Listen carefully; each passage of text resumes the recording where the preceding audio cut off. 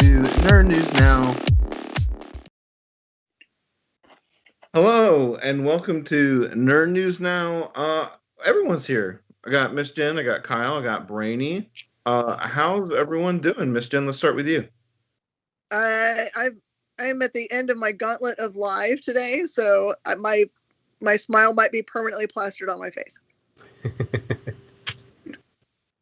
What all did you sell today? Just a little bit of everything. I feel like my theme today ended up being like 80s and 90s books, just across Yeah. the felt that way. Is there anything in particular that's hot right now? Like, are those hot, or is everything hot right now? Like, what are you seeing spikes in right now? It's interesting. I think that as we go along, every day that you have something come out, like, today's trailer for Shang-Chi, something else becomes the new hot desirable book. I don't know if it overwrites completely all of the other stuff that was hot. Like, I don't know if the one stuff that WandaVision made popular is still high dollar or not, but it's a lot to keep track of, we'll say. Did anything pop from Falcon and Winter Soldier over the weekend? Not that I noticed. Although something probably should have, but no one came in looking for a specific thing, at least. Okay, well, the one book that would have was already probably a pretty tough book to find because I think it was like Strange Tales number 59. Mm-hmm. So, speaking of that, real quick, is everyone caught up on that show, by the way? No. Okay, no. But I Miss did Jen, notice in live sales, anything Strange Tales is selling hotter than it was previous. okay. Whether they're the Strange Tales specific to this, but that whole run right now is kind of bumping up a tier in terms of how fast it sells. Yeah, that's with everything that was West Coast Avengers, and that was because most everything was tied to the WandaVision show. Yeah, and if you want to discuss the show, Mark, I can mute and you guys can discuss it. I'm gonna wait. Yeah, till I can the end take of my the headphone season. out and eat my cookies. Well, I think I'm the only one caught up, so we can just wait until the season's over at this point. I mean, there's only one more episode this week, so. Yep. Yeah, and then about 6 weeks later, I'll have finished it. Yeah, that's. That kind of defeats the purpose of binging it, Kyle. I understand, but I have decided I'm caught up on Mighty Ducks Game Changers, which is the best show on TV. Then I am watching Invincible as it comes out. And then I decided before I watch Falcon and Winter Soldier, because I started watching episode 2, and I'm like, no, I got to go back and rewatch episode 1. And then I'm rewatching episode 1 going, you know what, I really need to go back and watch Endgame. And then it's, well, I really should go back and watch. So basically, I'm going to watch all of the Captain America films again, but my time is still pretty limited for television watching. So it's like, when do I watch these things? So it takes me about 2 days to watch a whole movie. Yeah, I need to go back and watch Captain America: The First Avenger because I remember not liking that movie, and I think I would see it with fresh eyes now. Mm-hmm. I remember liking it when I first saw it, then not liking it on a rewatch, and now that I started it last night, I'm watching the first half, going, why didn't I like this movie? And so it must have to do with the second half of the film, which I will watch tonight. But it's one of those that I think rewatching lets me slow down a little bit on, especially if it takes me 2 days to watch one of these things. I get to spend 24 hours thinking about the first half of the movie and how great Peggy Carter is. And then the second half of the movie going, God, why did they cancel that show? Yep. Yeah, why did they cancel that show? I mean, I know why. It's the same reason why, Agents of S.H.I.E.L.D. was just sort of meandering on the network for X amount of seasons, but I wish they would strongly consider bringing it back for Disney Plus because as long as she's on board to do it, I think Haley Atwell, she can carry that show. And it had gotten to a point where it was getting good. It's like they always, well, it was at the end of season 2, right? And I just enjoyed the show. The show was really good. I just The wish second season got a little shark jumpy for me. But the more I think about it, the more anything that takes place with those characters at that time is going to just be nothing but shark jumping. yeah. It's progressively bigger and better sharks. Like, you know, so it's okay. I can get behind it. Like, I really enjoyed season 1. I thought season 2 was a little weird. But the more I watch it, the more I think about it, the more I'm like, it could go another couple of years. Mm-hmm. I think part of that is probably their limitations of what characters they're allowed to use. I mean, like Madam Mask was the big bad, so in that aforementioned season 2, and I still thought they did a good job with it, but it's going to be some more obscure stuff. But if they would have been able to treat it as such, almost like a Monster of the Week or like an X-Files type show, but within that universe with that similar tone, I would have continued to watch it. Mm-hmm. She's just one of the more enjoyable characters in the MCU. So, and I think that there's a lot there, and I think that there's probably a lot about the history of Shield that I've personally never seen or read, and I just think it could have kept going for at least 5 seasons. So. But so Kyle, besides watching Mighty Ducks over and over, what else have you been up to?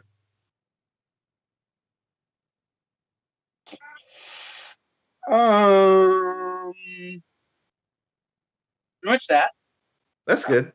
No, I need how is that like I've 4 been- episodes? Yeah, they're 4 episodes in. I've been kind of on media hiatus, except for that. Working on work. So because of what I'm doing for work, I'm not watching anything new, except for Invincible and Mighty Ducks. Because I don't want to have any ideas creep in that are, thievery. So I am rewatching all of Whose Line Is It Anyway? Because you can gain no insight into anything from that show. It's just fun, except when it's not.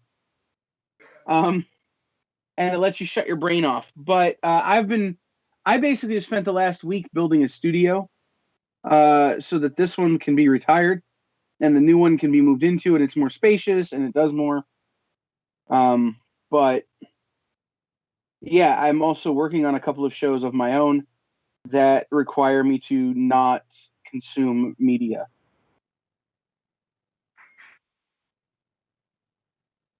Okay, That it's would Kind a of a little boring lifestyle. bit cryptic, but I guess that's No, it's the reality is that last time I was watching New Something and working on a show, I basically tried to force the New Something into being about that show, and it didn't work. I've got to separate the two, so that way I can let the actual thing I'm trying to do be the thing I'm trying to do. yeah, not get distracted by trying to emulate other stuff or have other ideas come in and derail the current idea. Yeah, I get it. Well, that's cool. I do have to watch an inordinate amount of Columbo though. Oh yeah. Was that a TV series like that sporadically aired, or was it just like a movie of the week that sporadically? 6 episodes. Yeah, I'm more Murder She Wrote, so They were similar. Columbo and Murder She Wrote. They were similar. yeah. I wish they would have had a crossover. I think they may have. I can't. Columbo, she wrote. That'd be cool. with Miss Marple. It's just Angela Lansbury writing an episode of Columbo. That's the whole episode. That's the whole show. That would be great. I would watch that. Brainy, what about you? What have you been up to the last week? Yeah, not very much. Just been, working and working and working, and I've had to take up some shifts at the store because one of our employees is off on vacation. And I realize again, I need to retire. Jen knows what I'm talking about. I am the reason why Brainy didn't retire the first time, because I talked him into staying in the industry because the industry needs him around. But I see now what he's up against at his shop. So yeah, I'm you know, I've got too much on the plate that it just keeps falling off the plate now. So I need to figure out what I'm going to do. Can I suggest a bigger plate? Usually when I go to a buffet and there's too much on my plate, I just grab another one. See, I took that idea and I started carrying 3 plates around. Then I realized I only have 2 hands, and the third plate just gets shuffled over and over. Nope. Something keeps You get falling some of those off. sticks and you spin them, and then the plate spins, and you go spin this other one. Yeah, my man, I'm not as talented as you are. I'm not either. There's a reason I use paper plates for that trick. But yeah, as far as television, I'm actually, believe it or not, watching Jane the Virgin on Netflix. So good. And the more I watch it, the more I'm like, oh man, this show's actually really good. Yeah, that was good. Yeah, I'm tempted to like, man, maybe I should turn on those telenovelas and start watching those now. Yeah. Yeah. They did a good job on that show. I'm surprised. And it is actually honestly not what I was expecting. It's a dark comedy, drama-ish, whatever, I don't know what you want to call it, but it's a pretty good show. Yeah, I can't remember how that was really advertised, but I remember people latched onto it pretty early on, and the fans kind of stuck with it. So. Was it after Monk? Did it originally air after Monk or Psych? It was one of those shows that was like really big for CW or whatever that network was. It's the USA Network. Yeah, I think Jane the Virgin was ABC, so Yeah, it didn't necessarily air there all the time. Really? I don't think it aired on ABC where I'm at, but it was always, I think it had to do with, at least around here, with the shows it was connected to. Like, it might have debuted on ABC and then quickly moved to CW, which in our region is owned by ABC.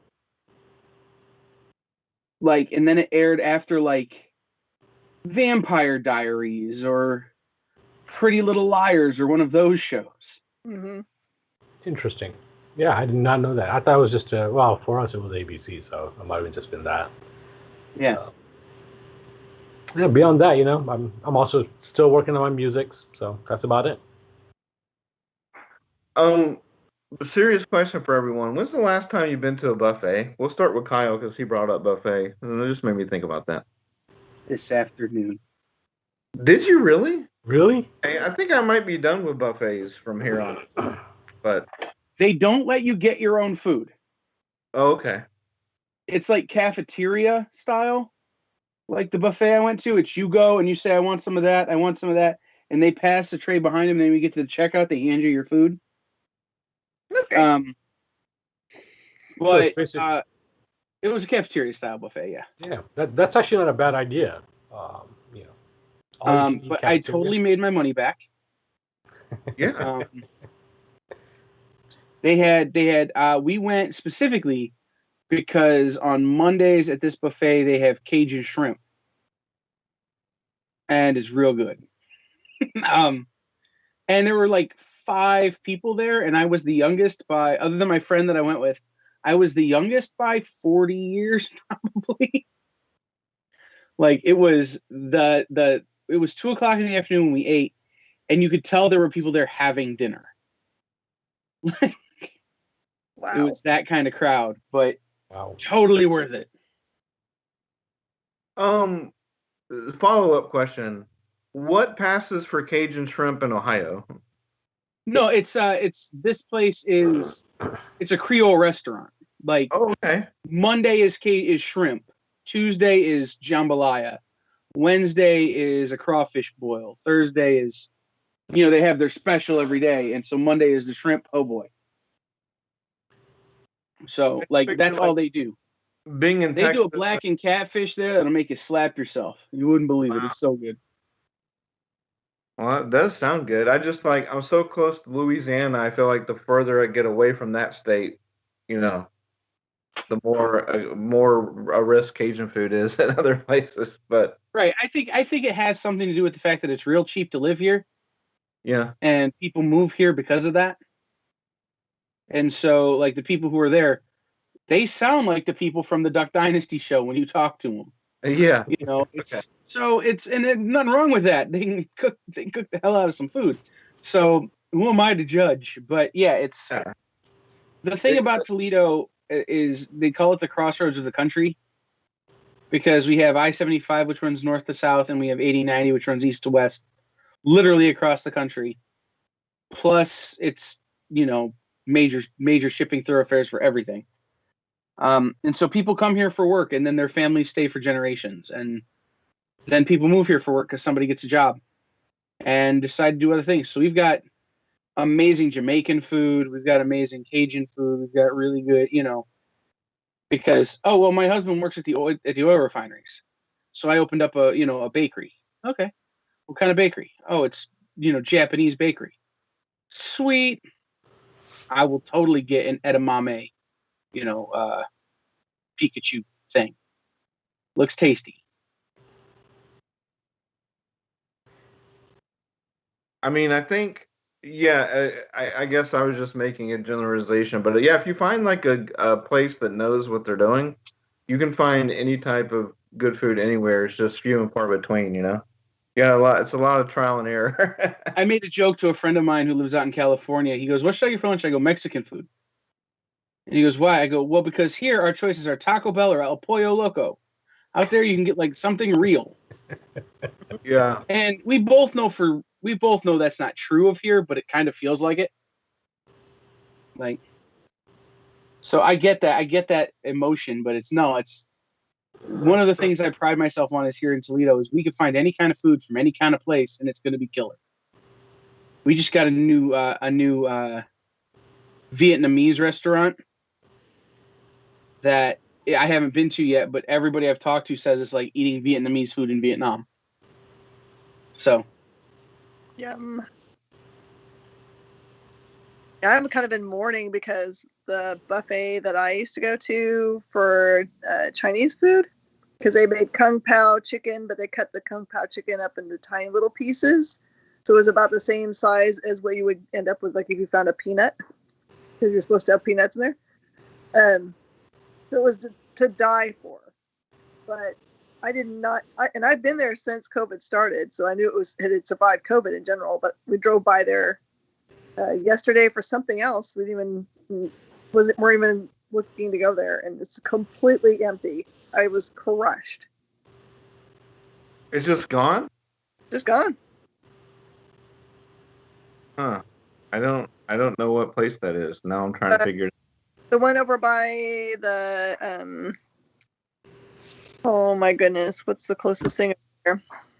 There used to be a church in the same shopping center that took over the Kroger spot. It's in line with that. And next to I never go to this place, so I can't ever remember the name of it, but it's a discount place that's over there. Oh, I don't I'll if I figure it out. Yeah. That's unfortunate. These restaurants that aren't gonna make it. That's always, you know, we're still gonna get to see the outcome of that total. But is that the last buffet that you ate at? I believe so. But it wasn't when we went in, they didn't have the buffet part on. It was just like sit down and they bring you. Yeah. I don't. I just haven't been in a restaurant this whole time. Really? Yeah. Not to sit down and eat, no, not even on the patio. But I finally got my shot coming up on 2 weeks ago now. So but I think the whole buffet question comes from just the idea of people sticking stuff in chocolate fountains at the Sizzlers. So that's really not an accurate view of all buffets, right? But right. buffets in general, especially what Kyle said about, oh, I got my value back, like just overeating at a buffet because you think you have to get the maximum value, or you want to try a bunch of different things on your plate that may not necessarily go well on your plate or in your stomach. Um, but for like specific items, like what he was mentioning, like an item of the day type thing, I would probably do it. And in Texas, even though I don't know what's going on with the company, we're all about Luby still now and forever till that finally goes away. Um, so the home style cafeteria will always have some sort of place in my food loving heart. But Brainy, what about you and buffets? What's your relationship with buffets? I enjoy buffets. The last buffet I went to was actually right before the pandemic was officially, announced. We were actually in Vegas. So every year we used to go. It was Comics Pro, and if Gamma, it depends on when the Gamma was scheduled. It was Comics Pro, Gamma, then Toy Fest in Vegas. Mm-hmm. This year we went to Comics Pro, or last year we went to Comics Pro, flew back, and then went to Vegas for Toy Fest. And that was, for I think it was like that Sunday or Monday. I forgot which day it was, but my wife, the kids, and I, we were so hungry. We're like, let's just go to the casino and go to the buffet. That was the last buffet we went to. We used to go to. I mean, my coworkers. There's an Indian buffet, or there was actually the same thing happened to that Indian buffet. They basically shut down, but there was an Indian buffet in our area where we work. So every week we would, those guys are like, let's go for Indian food. We got to go for the Indian buffet. So we were going regularly. But last one, can't wait to go back. I'm tempted to go to Vegas to see how they're setting up the buffets now. Mm-hmm. A lot of the casino buffets, especially like because we have a lot in Detroit, and people drive get on buses and go from here to Detroit just to go to the buffet. They're not open in casinos necessarily. And I'm not sure that like our Chinese buffets are open. It's a lot of the really small places that are able to get their buffets back open because they can meet violate the health code rules. They can do these other little things. Like this place, it was literally like there was a wall of glass between you and the food now. Mm-hmm. You used to could smell it, now you couldn't. I think it's like the big casinos, they're the ones who are going to struggle buffet wise to get back open because there's just a lot less you can control than there is in a restaurant that at full capacity seats 25. Yeah, So Sorry, I'm giggling. Harper is just like he keeps loving on the phone, so she is. Harper's right here horning in. No, I was gonna say though, like having Mark saying he hasn't eaten in a restaurant in a year. Like a lot of people are like, I can't go to the movies, it's killing me. Can't see my friends, it's killing me. Through this pandemic. No, if I couldn't go to restaurants, that would be the thing, right? Like one of the things I like the most is going to dive bars. I don't drink anymore, but dive bars have the best food. It's because you go in, they're like, no, you got to try the cheeseburger. What's a cheeseburger? Yeah, but you got to try it. It's the best cheeseburger you ever ate, and sure enough, it's an amazing cheeseburger. That's the stuff I miss is being able to go into like little tiny little hole in the wall bars, and you're like, they still smoke in here? That's been illegal for like 15 years. Give me the chicken wings, and you get them. You're like, I've never eaten a chicken that tastes like this before. That's the stuff I missed. And if I still couldn't go to buffets or restaurants, I'd be about at the end of my rope. Well, make no mistake, I get takeout and curbside and all that. I just haven't physically. Right, but I enjoy the ambiance of the places. Like I like to go to them. Well, what you're talking about reminds me of a place I went to in Austin like 2.5 years ago where they had pork belly on a hamburger. Yeah. That There's a was place it. right up the road here that does a brown sugar burger. That it's a burger, but when you bite into it, it's got this weird crust on it. And it's literally just a brown sugar breading on the burger. It's so good. That sounds insane. Also, Yeah, I don't know where you come up with something like that. yeah, Probably a lot of weed involved, but it's worth it. yeah.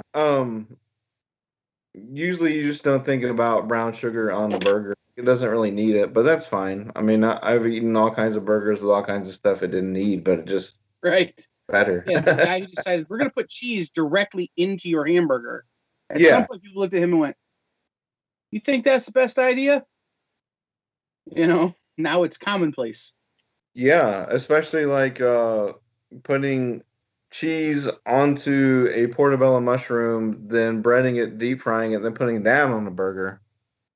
That's I need good. to go to this place. Mm. That is now I'm trying to think of Shake Shack. That's Shake Shack, which is a We don't chain. I have don't know how those. far it stretches. Okay, I don't know how far that The chain closest stretches. one is Columbus. Oh, okay. Well, It's yeah, two and a that half hours. You know, yeah. the only thing I That's can why, think of right when you guys but are that's talking why I about wasn't worried about taking a vaccine because it's like look at everything else I eat, so fine. Was that Brainy? I was saying the only thing I can think right there is like, man, that is so much cholesterol that you guys are talking about. I know it is. Bring your cholesterol went up listening to us talk about the cholesterol.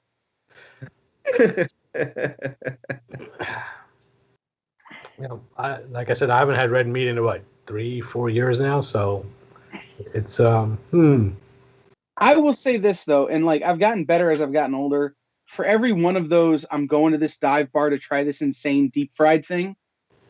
There's probably 2 days where I go to the deli and get like a really nice, like fat free kind of, like low fat kind of deli sandwich or a salad of some kind. The deli by me now has a salad that'll actually eat. It's a taco salad. I'm not a big salad eater, but this is really good. Kind of tastes like Taco Bell, like if Taco Bell put their seasoning on lettuce and then added cheese and Doritos. Nice. Like it's Yeah. the healthiest thing it might be the healthiest meal I put in my body. Well, with cheese and Doritos. No, it's mostly lettuce, but it's got some kind of seasoning on it that tastes like kind of like Taco Bell seasoning. Gotta try it. It probably is because you can get Taco Bell seasoning in a shaker now. Yeah, probably. and that probably has sodium through the roof, but Mm-hmm. what are you gonna do? Hey, it's all about comparisons, man. Like compared to deep fried cheeseburgers, Yeah. a little bit of sodium Right. on a salad. Yeah, brown sugar deep fried cheeseburgers are a sometime food for sure. You can't do Right. that every day. But I Challenge mean, accepted. when I went to California, I lived out there for 2 years. They were so confused that Texas had the audacity to fry avocados. Like it's just like then no one ever got over it. They also didn't know what queso was. Like I remember going into a place there, and I know there's a big difference between the food out there and Tex-Mex, right? But like ordering queso and them being completely baffled by the fact that like, what are you? So shredded cheese? No, no, queso. Yeah, but queso means cheese. No, I know, but there's a thing called queso, and they put like seasoned ground beef or chorizo or all kinds of meats in there, and they're like, "Why would you do that?" And I'm like, But "Okay." See, at the places we have here, if you order queso, you just get liquid, white cheese. Like, you don't get any, there's nothing in it. But then you can order like queso con whatever, and Yeah, they'll put all kind of stuff in it. yeah. Um, I figure in most places it's just like half a block of melted Velveeta. yeah. Not here though, but yeah, but other places. But it's mm-hmm. got to have something in it to be queso. Like and Torchy's has their hillbilly style queso where they just put a scoop of chorizo in there. Yeah. The closest Torchy's to me, which will be about an hour, will be done in 4 weeks.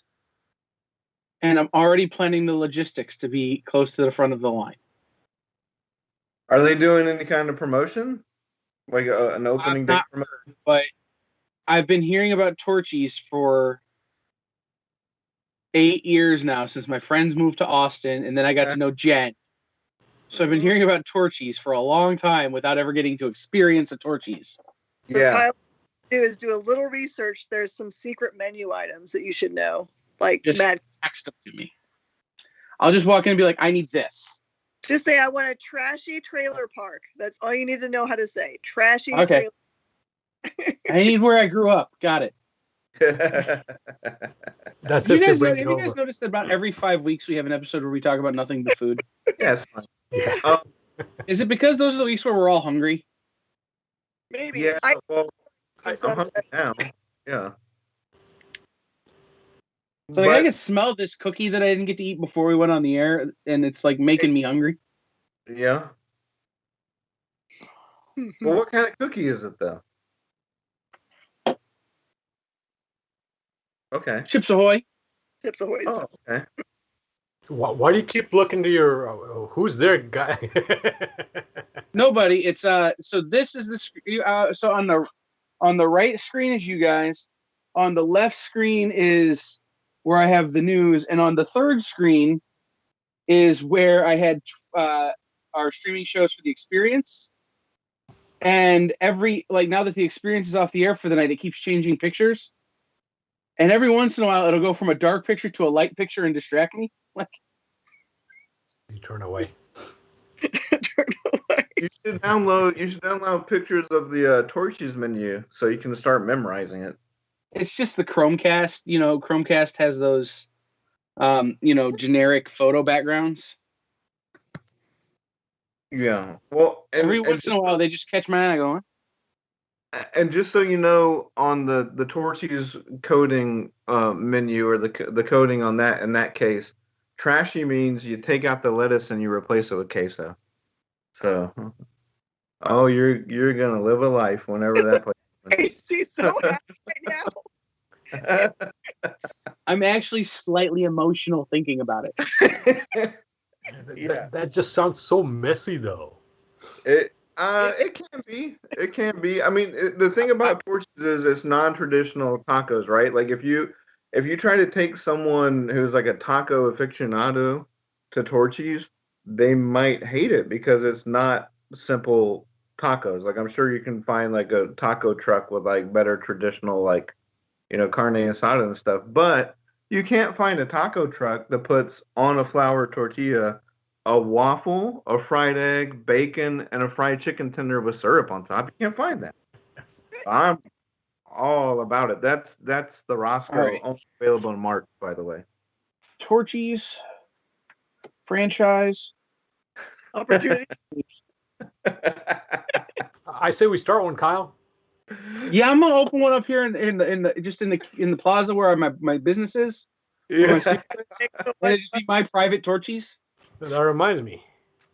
And in Yeah. August, Kyle, you need to get your gut ready because in August is when they start putting up. I think it's August when they do the barn order. It's almost like and Miss Jen, it's like a sick joke here in Texas, right? Because August is usually just miserably hot. Yeah. And that's when they do their heat challenge. And like each week they have a different, they usually do a taco of the month, but in August they introduce a new one each week. And it just gets hotter and hotter and hotter. And I've only ever made it to week 2. I think the week 4 you have to sign a waiver that you're Sounds not gonna. right. Yeah. I'm surprised they don't make you complete weeks 1 through 3 first. That would probably make sense, but because you're paying a few bucks for one taco and people are just gonna be miserable.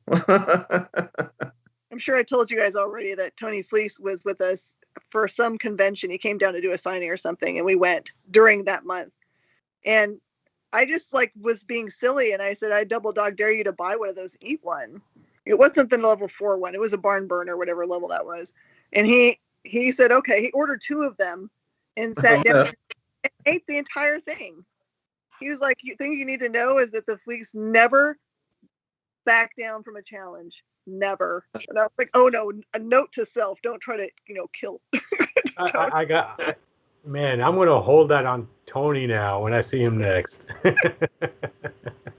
For those of you keeping score, you cannot currently franchise a Torchies. What? They announced current franchises are fine, but they announced a corporate thing to expand their total number of locations by double by 2024. At the top of the company's plan to open locations in North Carolina, Indiana, Ohio, Tennessee in 2021. The company's plan in Ohio will be to include the first Torchy's Ghost Kitchen in Columbus, the state capital and home of the Ohio State University, which is set to open in the next few months. I don't know what a ghost kitchen is, but it sounds spicy. I think that's like sort of the new trend where you can sort of rent a kitchen space with other companies and then rotate in and out. So it doesn't really have a permanent face to it. But I just had this thought, Kyle, you need to come down to an Astros game because they have a Shake Shack and a Torchy's in Minute Maid. It would have happened, but Comic Palooza is a jerk or something. Comic Palooza is too expensive. Comic Palooza is too expensive. But it's going to happen eventually. I just need a reason to come to Houston that isn't to yell at the Astros. I'll be honest. I'm getting enough of a workout yelling at just the Tigers. Yeah. So, I can't yell at the whole of the American League. Well, you're welcome for our manager, by the way. So. He ain't helping us. Well, he was on day one, but, Yeah, it doesn't help if you can't hit the ball or throw the ball or catch the ball or run. Yeah. Dude. Sports ball talk, the Tigers right now are super terrible. But I did go to a Tigers game last Wednesday.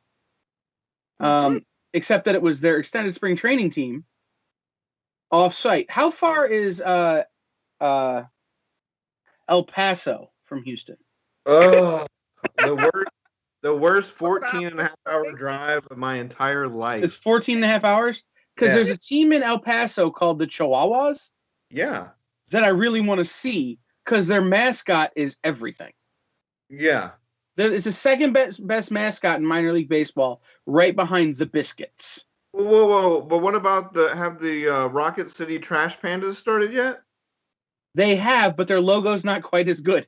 Their logo is third. Good. I saw it.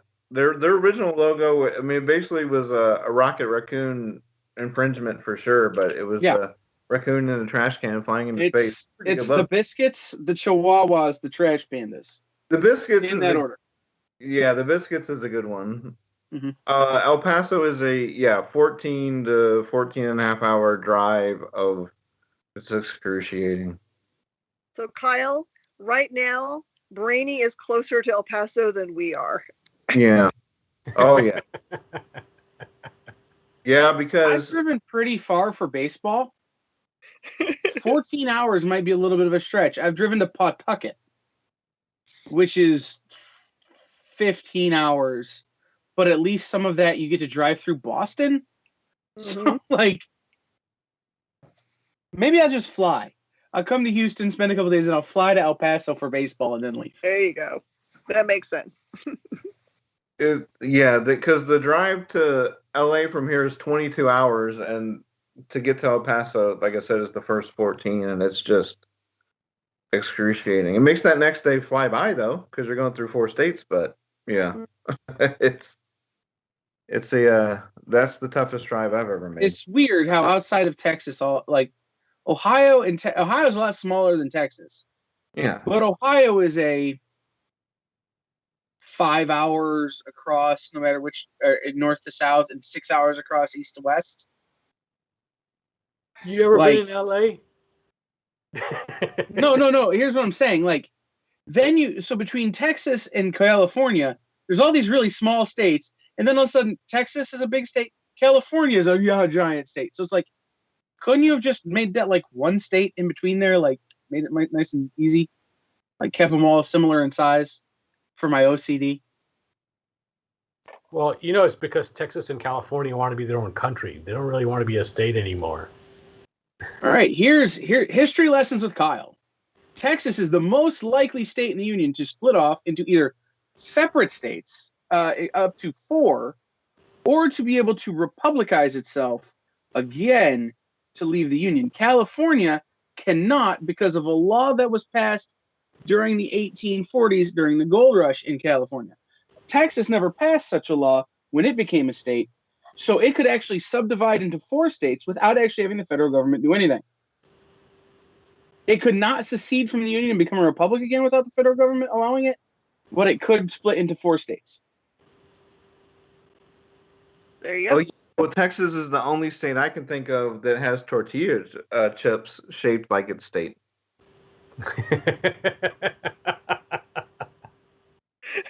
I don't know, man. I think some of the Doritos started to look like California after a while. Well, yeah, and like the tortilla strips, I guess technically, but I'm sure Miss Jen can attest. We do have Texas-shaped food in bags ready to go, like at HEB and stuff. You can definitely find Texas-shaped waffles and chips. Things. Ain't nobody making. Well, every February 14th, you get all kinds of Ohio-shaped stuff. Yeah. Ohio is vaguely the shape of a heart. So anytime anything gets chipped off of a heart-shaped thing, it's the shape of Ohio. So it's like a broken heart then? No, it's like a heart where one ventricle is a little messed up. Yeah. Yikes. Add that after we're talking about deep fried hamburgers. Well, so you know the heart you get for Valentine's Day is based on the shape of a woman's buttocks when she bends over.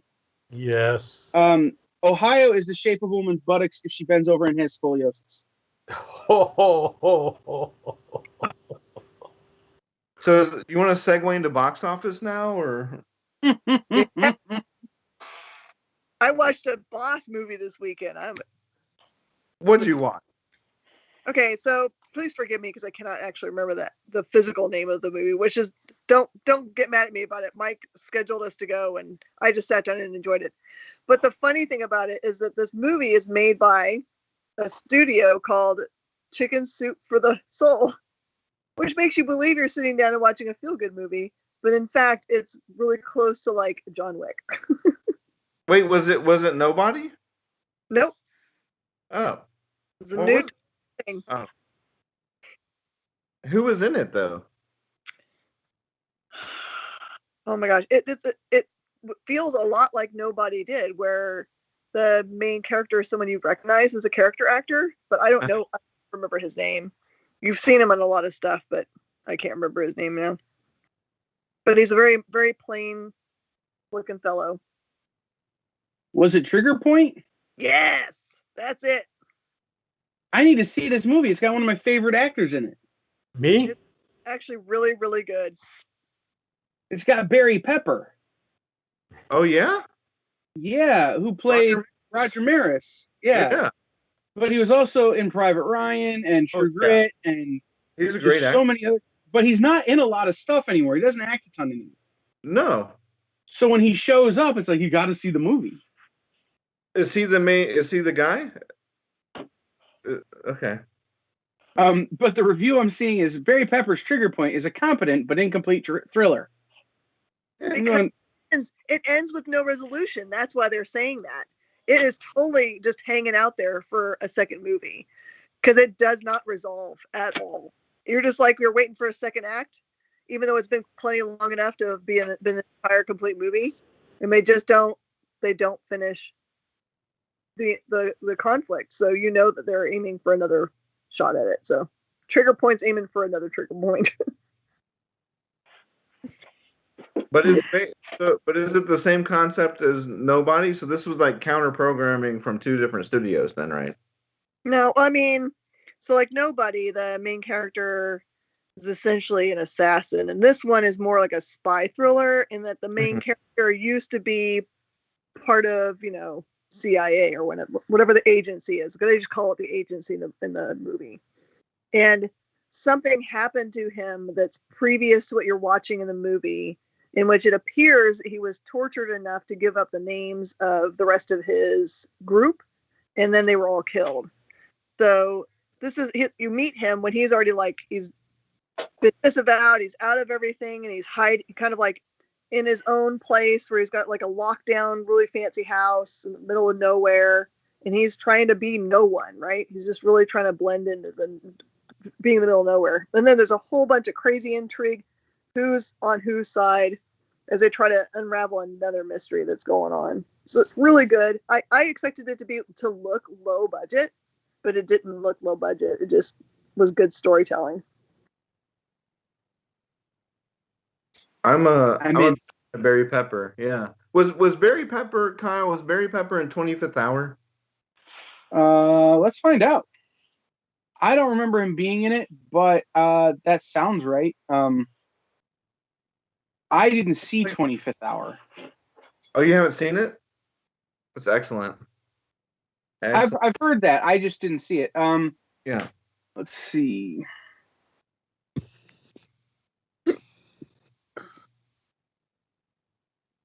He was in the Titanic TV series. That existed? Apparently, Before. he played Dale Earnhardt in the Dale Earnhardt story. Yeah. Yeah. 88, right? Or 3. 3. What am I thinking He's of? Bobby Kennedy and the Kennedys. Getting there. I don't see it. Okay. Probably mistaking another movie. But yeah, so Trigger Point with Barry Pepper. Miss Jen, how many times did you see Godzilla versus Kong this week? We only watched it the one time. I asked my son if he wanted to go back and see it again. He didn't seem like he wanted to. So that's an indicator to me, probably how it's going to do at the movie theater. That it probably did well this week. Well, it actually is doing fantastic. It just finished third week in #1, and Nice. so it's made a total of 80 million. But overseas, it's made 300 million. So, definitely like the breakout or the breakthrough, I guess, hit of the COVID pandemic. Mm-hmm. It's performing really well. And then speaking of nobody, that had like 25% of the box office, but it came in #2, and then Unholy came in #3 again. So, So, Barry Pepper was in 25th Hour, but it's not listed on his own IMDb page. it was a minor role. He was a friend of Ed Norton, but yeah, I mean he's third listed. Yeah. In the cast, it's Ed Norton, Philip Sy Hoffman, Barry Pepper, Rosario Dawson, Anna Paquin, Brian Cox, Tony Sigurusa. The top names there. Whenever you get off your media hiatus, watch that, because that cast, just read that cast, awesome. It's a good movie. Brian Cox is a definite standout as well. Yeah, that one. So as far as other movie news, big thing for me, the Shang-Chi trailer. Did anyone else get to check it out? Yes. Mm-hmm. Brady, see it? I chose not to, but you guys can discuss it. I'm not, it's not going to ruin anything for me. Well, all I want to say about it, I don't want to talk too much about it because I need to watch it 7 to 10 more times. Yeah. I watched it once on my phone. But I will say this: Simu Liu, who plays Shang-Chi, today was his birthday. Hi to them. And they released the trailer. It was supposed to be a teaser, and then they dropped the full trailer as a birthday present for him. And I think some of that had to do with the fact that, he was in the wildly successful sitcom Kim's Convenience, which was ended, not canceled, just ended unceremoniously by the CBC. And he had been really struggling with it. So I think Disney was like, I got you. And they dropped this thing, and it really, like, you could see his Twitter feed change from a dark place to a bright place really quickly. Mm-hmm. So I'm very excited for this movie. I think it's time we had some Enter the Dragon in the Marvel Universe. Iron Fist. I said Enter the Dragon, not Foot Fist Way.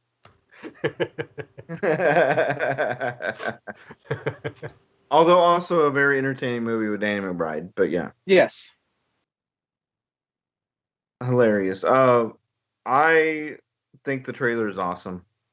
And Aquafina also in the MCU. What more can you ask for right now? Dasani? I'm sorry. Every time somebody talks about Aquafina, I want to make that joke, and every time I do, I feel bad about it. I'll see myself out. And then some kind of not weird news, but seemingly like not news is that Michael Keaton was confirmed to be in Flash, and like that was like a year ago. He was already confirmed to be in Flash. So I guess there was maybe some concern that due to the pandemic, he was being hesitant about it. But they started production today, and he's in it. And I do like Ezra Miller as the Flash, but Michael Keaton being Batman in that movie makes it like a guaranteed I'm going to be there. Rather than just like wait, to rent it or whatever. So to me, even though it's non-news, it's just reaffirmation. Like, Mark, you weren't dreaming. Michael Keaton's coming back as Batman. So I appreciate that news on that level, anyway. The one piece of movie news I saw is that Benedict Cumberbatch made a statement that says his face would spoil Doctor Strange 2. Uh-oh. And to me, that means it's fine. We finally have admission from an actor that they find themselves pretty. And as a straight male, I agree when it comes to Benedict Cumberbatch. But what do you think? Does that tie into any Doctor Strange storyline? Like, do you think that means? Oh, I have no idea. I read no further than the headline. Oh, okay. The headline was everything I needed for my joke and for my headcanon. So I can read it though. MCU star Benedict Cumberbatch keeps his face in while doing interviews for Doctor Strange 2 due to Marvel's strict content embargoes. So Marvel's saying, hey man, you need to put a bag over your head to do these interviews. It's like he's a Bengals fan. I just wonder what that means. Like, if he's bald or his hair's done a certain way that would give away a storyline or something. I heard that the costume would give it away. That they were talking about the costume. If people had caught a glimpse of it, that everyone would know what was going on. Okay. But see, I guess I'm not well versed in the Doctor Strange comics to know of any specific costume or look that would go, oh, this is what they're doing. Is it a facial hair configuration? Oh, maybe. Like beardy Doctor Strange, like more than just goatee Doctor Strange, like beardy Doctor Strange. Because the way the story hit first was some videos come out of him doing press where his face is obscured. So the first one is him, and it looks like he's on a Zoom on his phone, but his phone is sitting on the desk in front of him, pointing up at the ceiling, and he's sitting back, so you can't see his face. And it said, and his words are, and I quote, "By the way, you're looking at a ceiling right now because I can't show you my face because I'm making Doctor Strange and it's all embargoed what I look like." Anyway. By the way, I just listened to that and kind of repeated it, so it's not exact, but it's close. Then there's another one where he's giving an interview and you can see the visor in his car, but not him.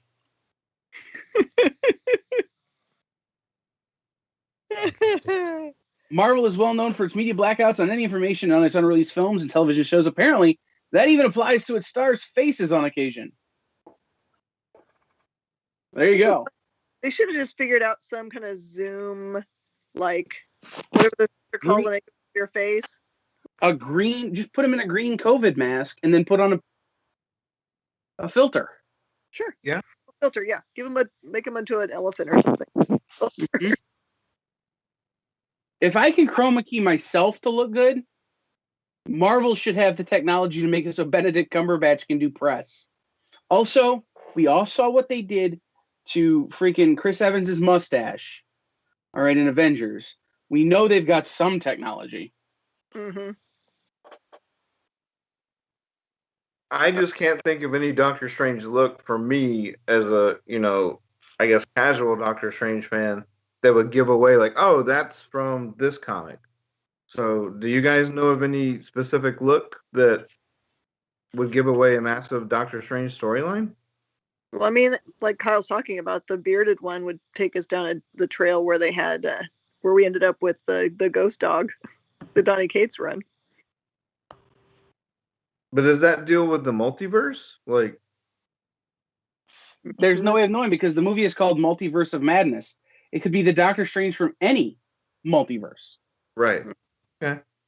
I'm in a coffee shop this weekend talking to a friend of mine about the fact that this movie is called Multiverse of Madness. And here is my new fan conspiracy theory. Are you ready? Go. Yeah. Everything we've seen so far is not in the 616 universe. It's a different multiverse, different part of the multiverse. They're setting up the Ultimates when the Ultimates came to the 616 universe. So after, what was that? Infinity? When, Galactus destroys the Ultimates universe. So now you get Galactus. And the only way you get Galactus is through Doctor Strange. So the Multiverse of Madness is actually going to reveal that there are multiple multiverses in the Marvel Cinematic Universe, and they're not all taking place in the same one. So WandaVision doesn't actually takes place in this other multiverse, and that Wanda and Vision are still alive in the regular multiverse. So all of a sudden, what you're finding in the regular universe, is now you've got, okay, this is Captain America here, but here's also Captain America, but it's not the same Captain America, but they're the same Captain America. Mm-hmm.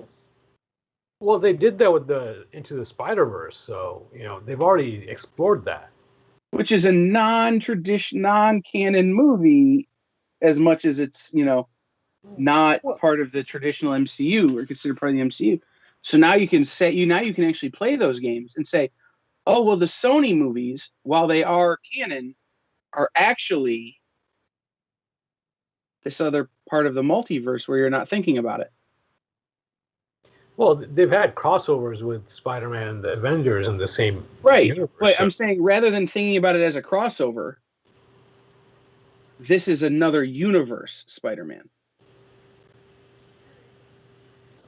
So it's you can use that Peter Parker and totally you can use what's his nuts who plays him and totally retcon everything he's experienced in the original Avengers movies as, oh well, that was just a different universe.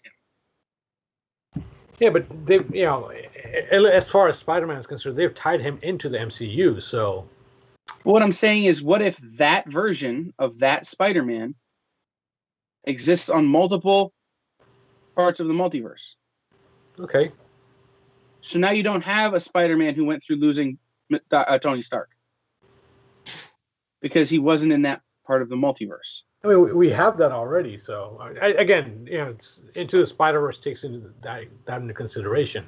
Then we have Spider-Man and other superheroes. Does the Spider-Verse count towards the overall canon of the MCU? They can tie that in easily. Right, that's what I'm saying. That's what this does. Is all of a sudden it's Roger Rabbity, there's Doctor Strange, and there's an animated Spider-Man. Like there's so many opportunities. You just said, but if Roger Rabbit comes into the MCU, that would be awesome. Roger Rabbit, Howard the Duck, and Four Bushman. All at the same time. And Slapstick. You got to put Slapstick in there. Yeah. Oh, Slapstick. I always forget Slapstick. And Dupe. Dupe. That'd be fun.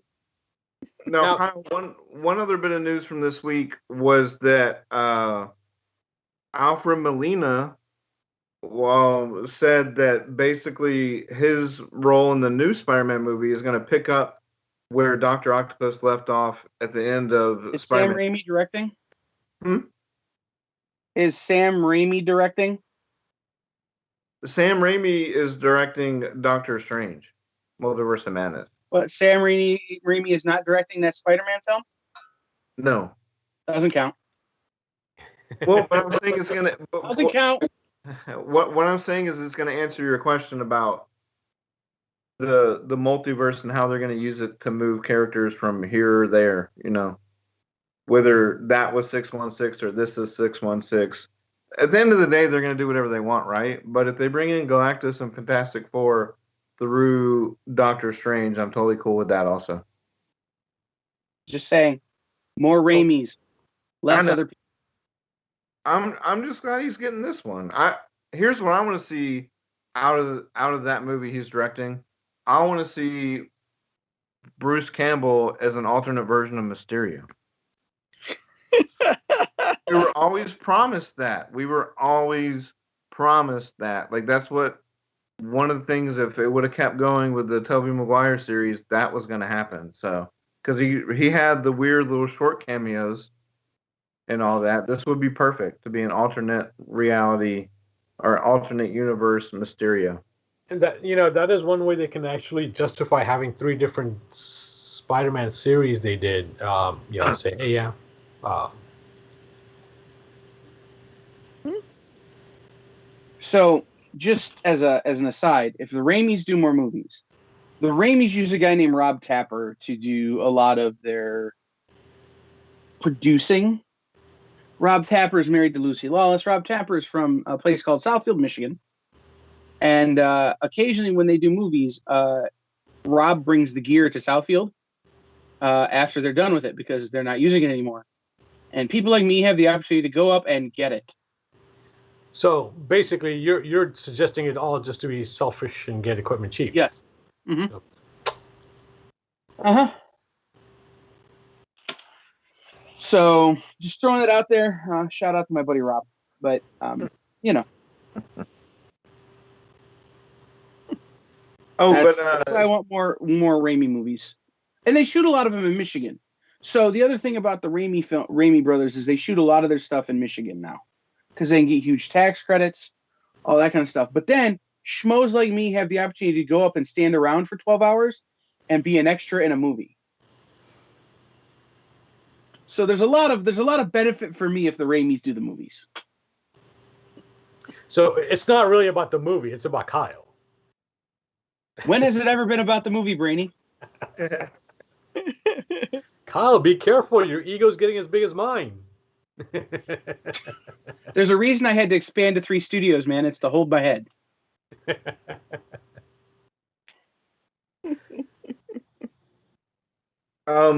We were talking about Spider-Verse and some Into the Spider-Verse 2 news.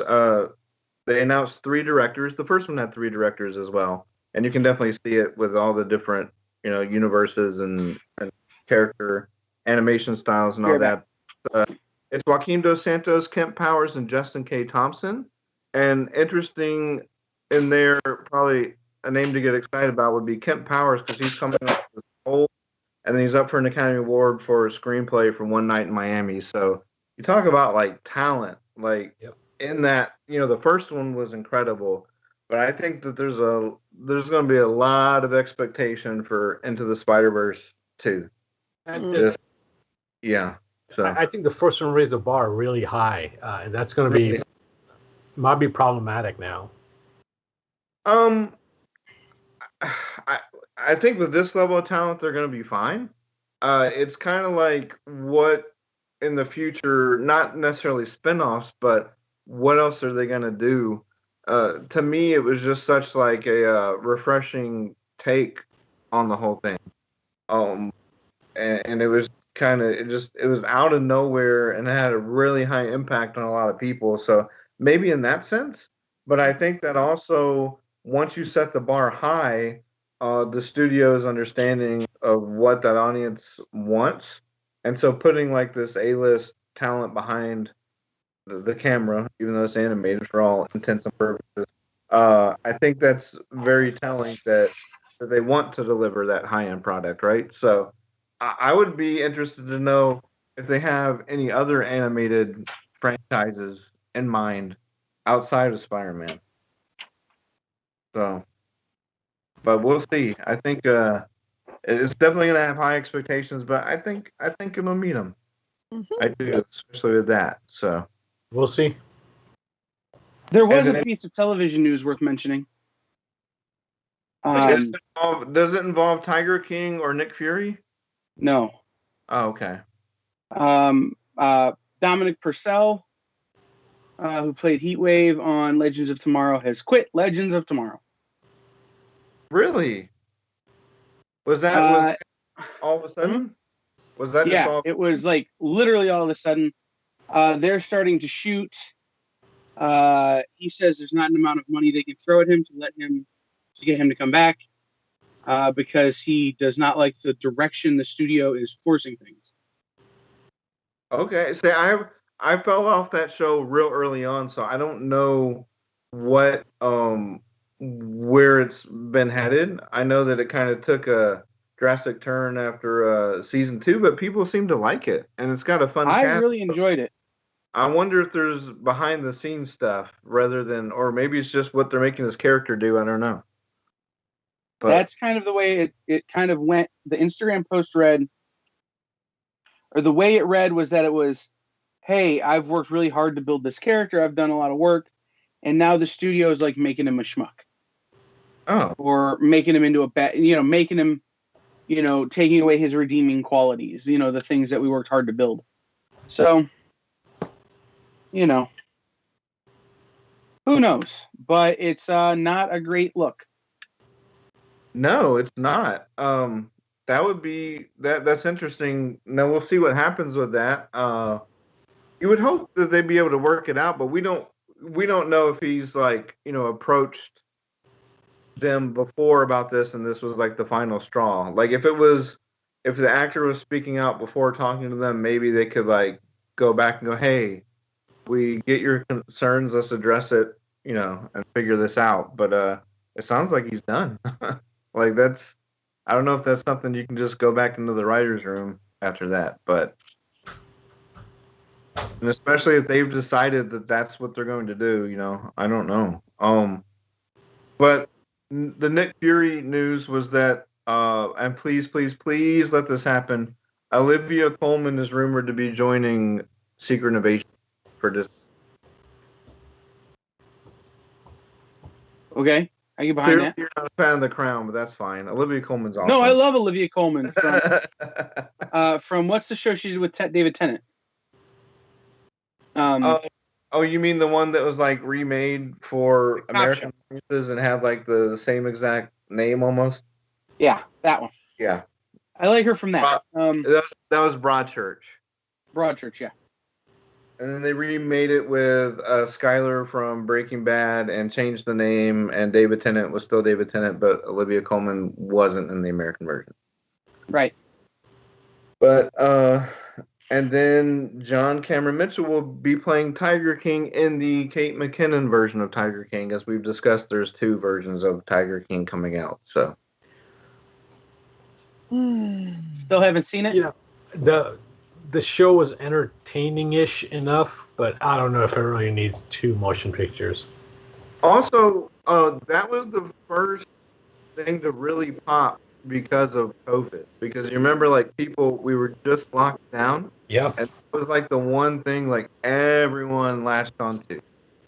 And so hopefully you're not going to have that when the 2 series come out, right? So it's like, and then the fact that there's 2 competing series and one might be semi-serious and one will be absurdist humor. It's like, we're done with that, right? And also just knowing how that turned out and the whole weird thing about he had a limo waiting for his pardon, and I don't know.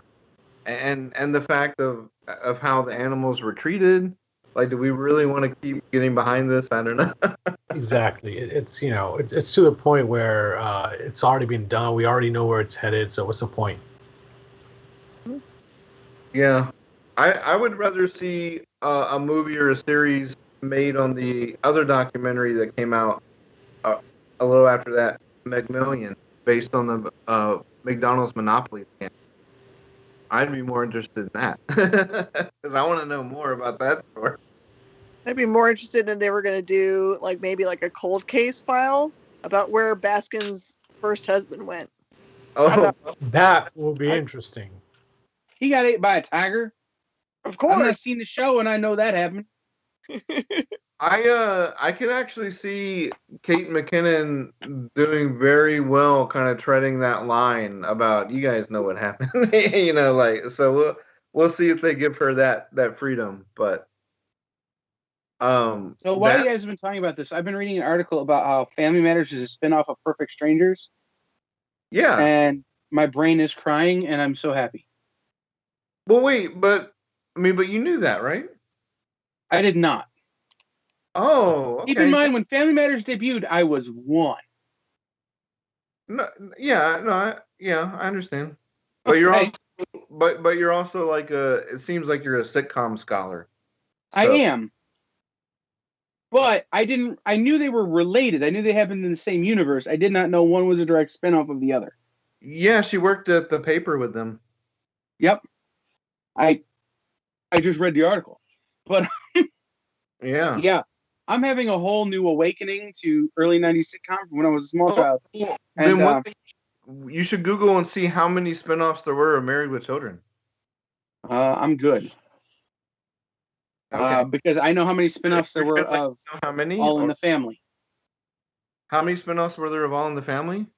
I know how many there were, and I know how many there were of, things like Happy Days. So, Well, I know that there's 2 All in the Family spinoffs that weren't great, Archie's Place and Gloria, but no. I'm saying that there were weren't. 4 total. Yeah, but I'm from- saying that two were not great. Yeah, okay, that's fair. Yeah. Gloria was rough. Spinal The Tap being a difference was- spinoff of All in the Family, rumors are greatly over-exaggerated. No, Maude and Jeffersons were incredible shows, so I would not put them in. That's why I said there was 2 that were not great, and also, And then you have to add Mork and Mindy because they were a spinoff of Maude. Mork and Mindy was a spinoff of Happy Days. Days. I'm sorry. Yeah. There was another spinoff of Maude that I'm not thinking of. We can do this later. We've been at this for an hour and 25 minutes. Okay, we can do this later. We need a whole sitcom discussion sometime. Yeah. But yeah. Anyone have anything to wrap it up? What you want to throw, Miss Jen? You want to throw any comics out there for this week? I would, but now all of a sudden I can't remember the name of the really one that's going to break everyone's brains tomorrow. Tornite. You Promised Me Darkness is this week again. That's one of those weird ones that's got 2 release dates. Yeah, You Promised Me Darkness, which everyone was calling me for last week, but actually releases this week. It is sold out and is already like $30 each of those books. Yep. Batman Fortnite. That's the one everybody's clamoring for right now. The Many Deaths of Layla Starr. That's next week. I'm excited to read it, but not sure how well that's going to do. See, that's listed as this week. Oh, maybe it is this week. I think that Rom told me it was next week, and I think he's wrong.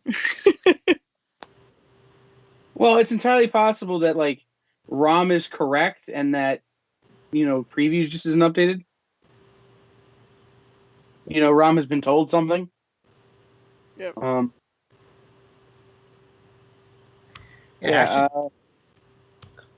I don't know what's exciting this week. I haven't looked at stuff coming number out. 1 from Scout. Yeah. Which one? Unicorn number 1. Oh yeah, That came out last week, didn't it?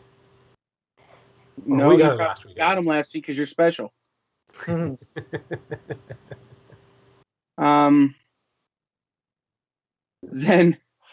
there are a couple from publishers I've never heard of that the covers have got me. One is Los Angeles from Bliss on Tap Publishing. Mm-hmm. And the other one, I don't know the publisher, but it just looks like a zine that I would totally read. It's called Honk and the Freeans. It's by Owen Clater. Yeah, I mean, it literally looks like something a kid would draw as a zine. So I'm excited to see because I like zine type things. So, but it's got wide release. So cool. That's it. Any last words? No? Everyone good? We're good. Ish Bibble. And for me, non-comic, but I just can't wait to see how Falcon and Winter Soldier wraps up, and we'll talk about that next week. But thank you, Kyle, Brainy, Miss Jen, as always, for talking with me the last now almost hour and a half. And thank you for watching Nerd News Now, part of the Kingdom of Geekdom on Woodlands Online, sponsored by the Adventure Begins Comics and Games and Space Cadets Collection. Check out their other shows on Woodlands Online, like Music Cafe, The Adventure Begins Show, Woodlands House and Home, The Best You, Between the Trees, Business Talk, and more. You can watch all these on Woodlands Online and on our partner station, KBQT HD21 over the air, on your television. All these shows and more on Roku. Just add Woodlands Online TV to your streaming lineup, and you can listen to the podcast version of this on Stitcher, Google Podcasts, iTunes, wherever you get your podcasts. We'll see you next time on Nerd News Now.